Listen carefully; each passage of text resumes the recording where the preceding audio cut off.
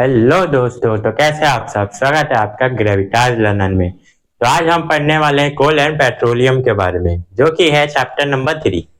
अब कुछ बच्चे कहेंगे कि भैया ये चैप्टर नंबर 5 है, लेकिन जो नई बुक आई है हमारी उसमें ये चैप्टर नंबर 3 है। तो चलिए फिर बिना देरी के स्टार्ट करते हैं कोल और पेट्रोलियम के बारे में, जिसमें हमें कोल के बारे में और पेट्रोलियम के बारे में पढ़ना होगा।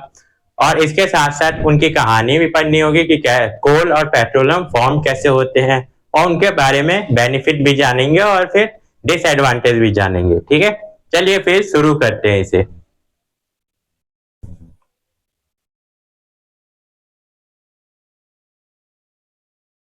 चलिए दोस्तों, तो स्टार्ट करते हैं फिर।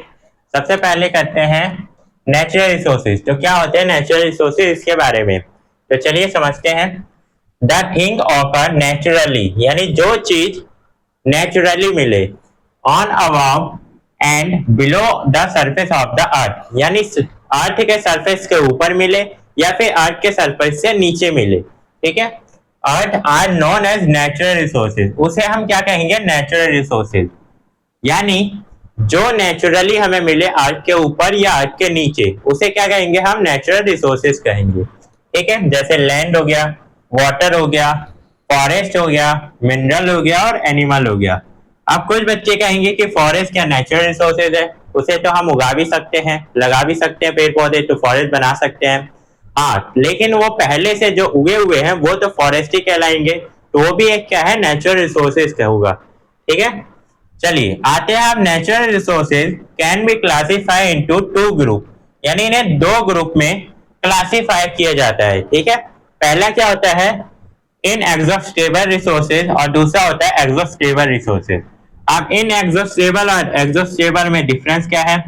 पहला क्या होता है, इनएग्जॉस्टेबल वो रिसोर्सेज होंगे जो क्या होगा, असीमित मात्रा में, यानी इन्हें कितना भी यूज कर लो वो क्या होगा, खत्म नहीं होगा। और एग्जॉस्टेबल क्या होगा, हम उसे यूज करेंगे तो वो एक ना एक टाइम ऐसा आएगा जहां पर हम खत्म हो जाएगा वो सारी नेचुरल की चीजें। ठीक है, चलिए अब डेफिनेशन देखते हैं इनएग्जॉस्टेबल की।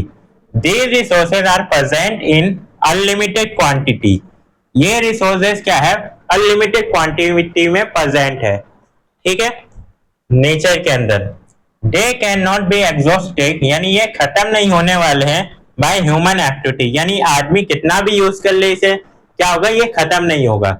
ठीक है, जैसे एग्जांपल के लिए ले तो एयर हो गया, यानी हवा का हम कितना भी यूज कर ले ये खत्म नहीं होने वाला है।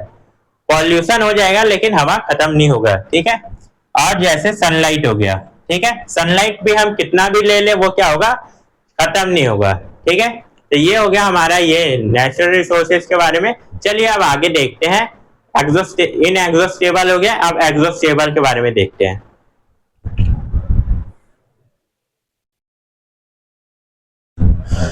चलिए दोस्तों आगे जानते हैं एग्जॉस्टेबल रिसोर्सेज क्या होते हैं। तो चलिए देखते हैं।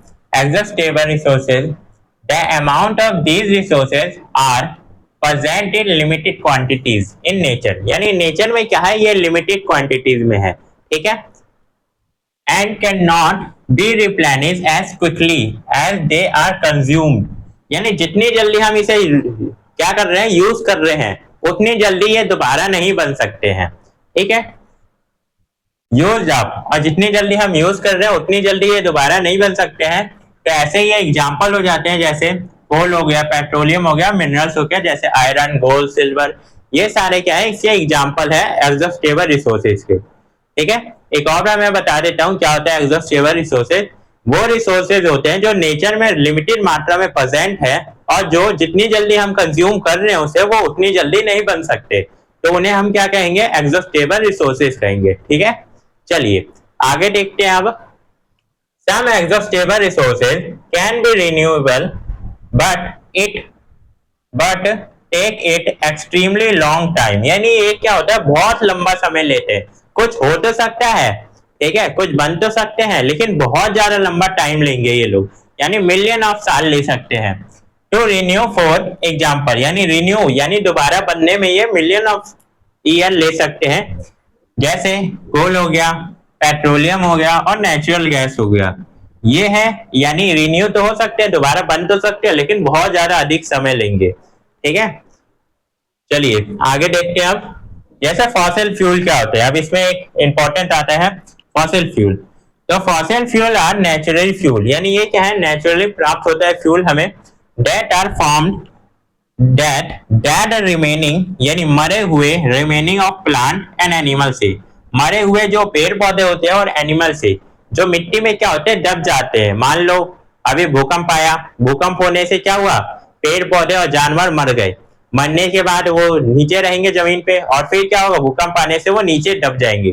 फिर ऐसे ही बहुत टाइम बाद दबते दबते वो नीचे जाके मिलियन ऑफ ईयर साल बाद क्या होगा, फॉसिल में चेंज हो जाएंगे। ठीक है, ब्यूरेट अंडर द अर्थ, यानी अर्थ के नीचे क्या होगा, ब्यूरेट बन जाएंगे। ठीक है, कैट हो जाएंगे। फिर वही क्या होगा, मिलियन ऑफ ईयर अगो, फिर वही हमारा कोल, पेट्रोलियम एक्सेट्रा, यानी इन सब चीजों में क्या होगा, नेचुरल गैस में चेंज हो जाएंगे, तो उसे हम फॉसिल फ्यूल कहते हैं। ठीक है, चलिए अब आगे देखते हैं हम।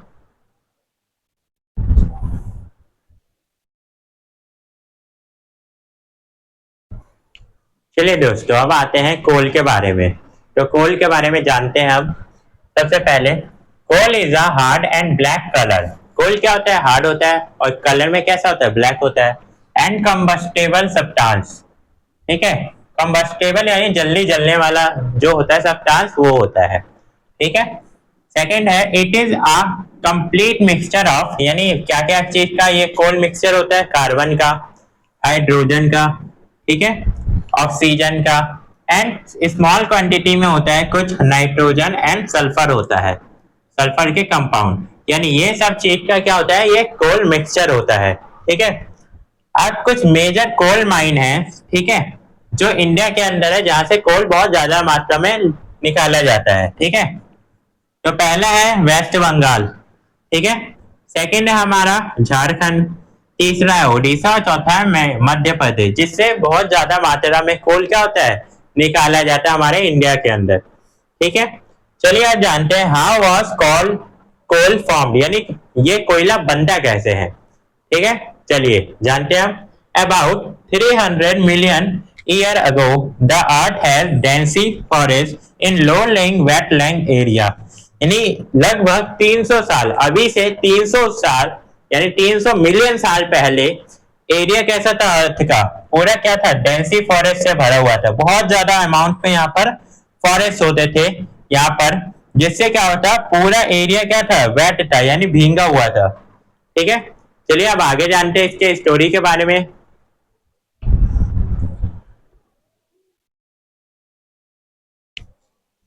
चलिए बच्चों आगे जानते हैं कोल की स्टोरी के बारे में।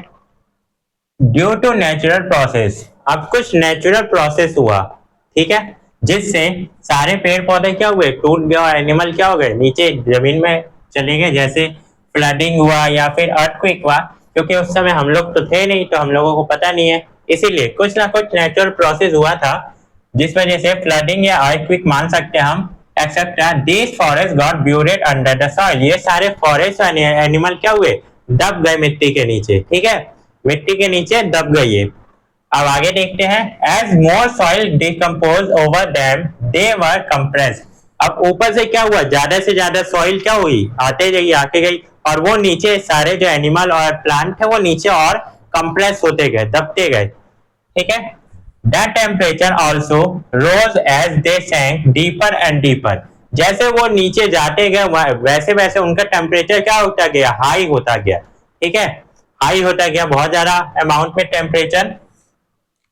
अंडर द हाई प्रेशर, अब हाई प्रेशर के कारण, हाई टेम्परेचर के कारण डेड प्लांट जो थे वो क्या हुए, डेड प्लांट और एनिमल धीरे धीरे कन्वर्ट होने लग गए, वो किसमें, कोल में। तो ऐसे ही ये क्या होता है, कोल बनता है। ठीक है, हाई प्रेशर और हाई टेम्परेचर के कारण वो कन्वर्ट होने लग गए धीरे धीरे, किसमें, कोल में। ठीक है, चलिए ये हो गया कोल की स्टोरी। अब आगे जानते हैं इसमें। As coal contain mainly carbon, अब कोल में क्या होता है, क्या चीज की मात्रा होती है, कार्बन की होती है। ठीक है, चलिए अगला पॉइंट देखते हैं। The slow process of conversion, यानी ये क्या होता है, जो स्लो प्रोसेस होता है कन्वर्जन का, ठीक है, ये डेड प्लांट एंड एनिमल से कोल में चेंज होने का, डेड वेजिटेशन से, यानी ये मरे हुए एनिमल और प्लांट होते हैं, ठीक है। इससे कोल में हम इसे क्या कहते हैं, कार्बनाइजेशन कहते हैं, कार्बनाइजेशन। ठीक है, इसे ही हम क्या कहते हैं, इस प्रोसेस को पूरे कार्बनाइजेशन कहते हैं। ठीक है, चलिए अब टाइप्स ऑफ कोल के बारे में पढ़ते हैं।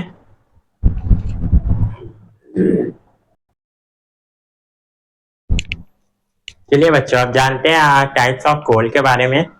तो there are four mainly types of coal, यानी मेनली क्या है, चार टाइप होते हैं कोल के। पहला क्या होता है, लेग्नाइट, जो कि सॉफ्ट कोल्ड होता है 25% से 35% के बीच में।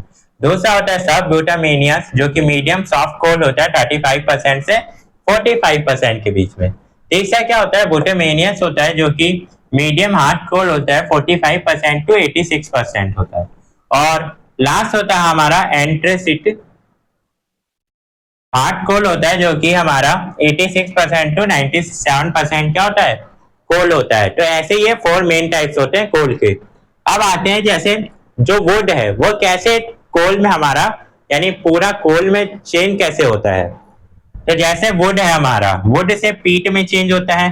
ठीक है, पीट से लेग्नाइट में चेंज होता है, फिर लेग्नाइट से सब ब्यूटामेनियस कोल में चेंज होता है। ठीक है, एंड फिर ब्यूटामेनियस में होता है, फिर एंट्रासिट में होता है फिर चेंज। ठीक है, फिर आते हैं आप कोक के बारे में, जो कि सॉलिड फॉर्म में होता है। ठीक है, इसके बारे में आते हैं। इट इज अ टफ, ये कैसा पदार्थ है, टफ, टफ है, पोरियस है, एंड ब्लैक सब्सटेंस है, ब्लैक कलर का होता है। It is an almost pure form of carbon, यानी कार्बन का ये क्या है, हमारा कोक प्योर फॉर्म होता है। ठीक है, pure form. Coke is use in the manufacturing of steel, यानी इसका स्टील में बहुत ज्यादा यूज आता है, मैन्युफैक्चरिंग ऑफ स्टील में बहुत ज्यादा यूज आता है इसका। ठीक है, चलिए आगे अब देखते हैं हम।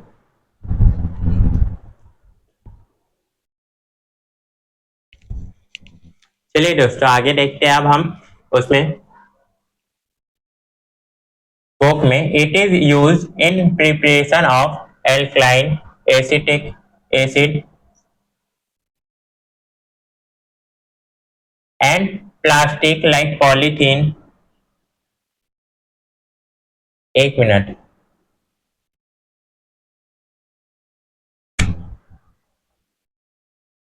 पॉलीथीन क्लोराइड, ये सारी चीजें बनाने में क्या होती है, इनका यूज होता है, यानी कोक का यूज होता है। ठीक है, अब जैसे बहुत सारी स्पेलिंग ऐसी भी आती है जो हम प्रोनाउंसिएशन क्या होते हैं, गलत करते होते हैं। जैसे ऐसी मैंने लास्ट टाइम लिखा तो उसमें एक प्रोनाउंसिएशन गलत हो गई, जैसे ये था वो वर्ड ए एम,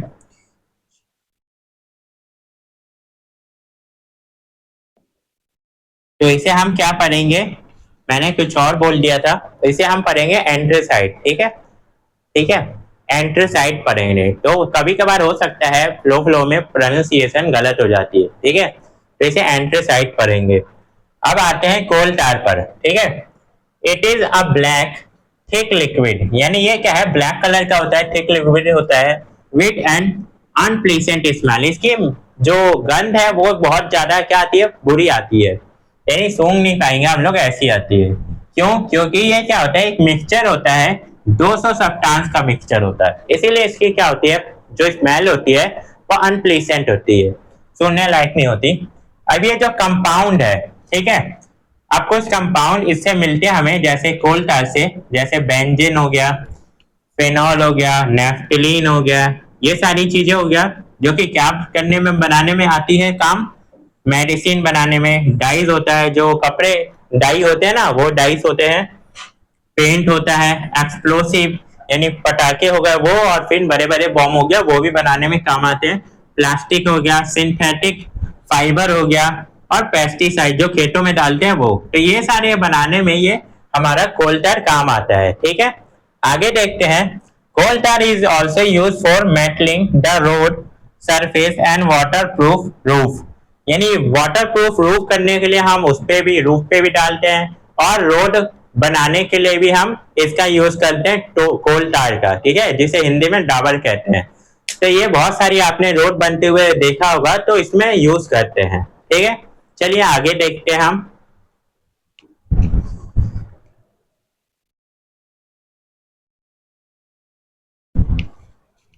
चलिए दोस्तों आगे देखते हैं अब हम कोल गैस के बारे में।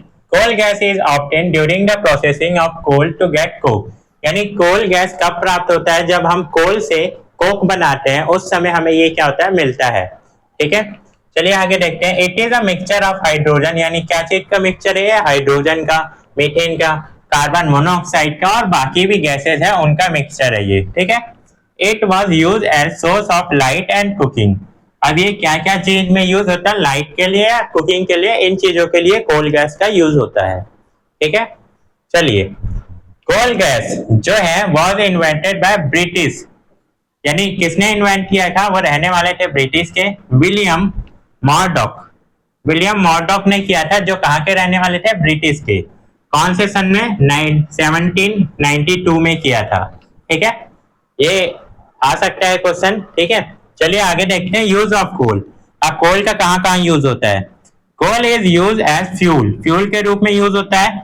किसके लिए? कुक फूड, यानी फूड पकाने में, होम में, वेरियस पर्पस और इंडस्ट्रीज में हो सकता है। ठीक है, coal is use for extraction of metals, यानी मेटल को पिघलाने के लिए भी क्या हो सकता है? कोल का यूज हो सकता है। ठीक है, चलिए आगे देखते हैं।